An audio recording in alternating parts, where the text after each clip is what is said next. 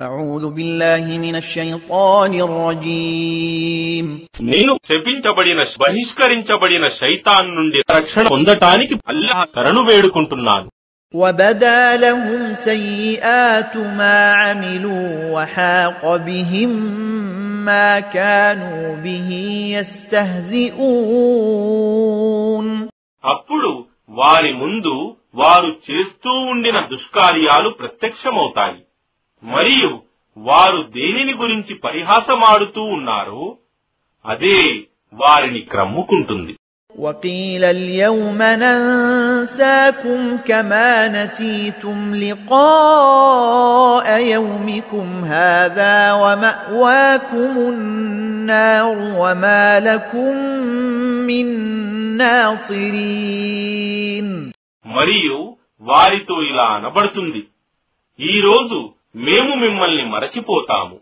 ఏ విధంగానైతే మీరు మీ సమావేశపు ఈ దినాన్ని మరచిపోయారో, మరియు మీ నివాసం నరకాగ్నియే, మరియు మీకు సహాయపడేవారు ఎవ్వరూ ఉండరు.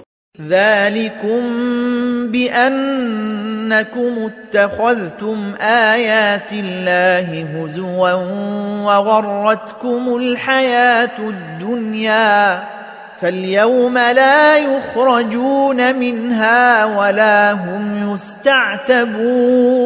يستعتبون. ఇది ఎందుకంటే వాస్తవానికి మీరు అల్లాహ్ సూచనలను ఆయాతులను పరిహాసంగా తీసుకున్నారు, మరియు ఇహలోక జీవితం మిమ్మల్ని మోసపుచ్చింది.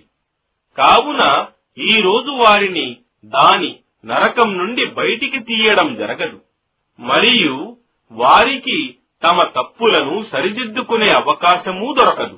فلله الحمد رب السماوات ورب الأرض رب العالمين. ఇక సర్వస్తోత్రాలకు అర్హుడు అల్లాహ్ మాత్రమే.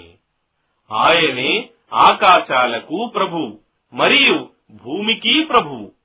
ఆయనే సర్వలోకాలకు కూడా ప్రభువు. وله الكبرياء في السماوات والأرض وهو العزيز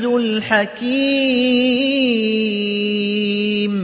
ఆకాశాలలో మరియు భూమిలో ఘనత మహనీయత ఆయనకే చెందుతుంది, మరియు ఆయనే సర్వశక్తిమంతుడు మహావివేకవంతుడు.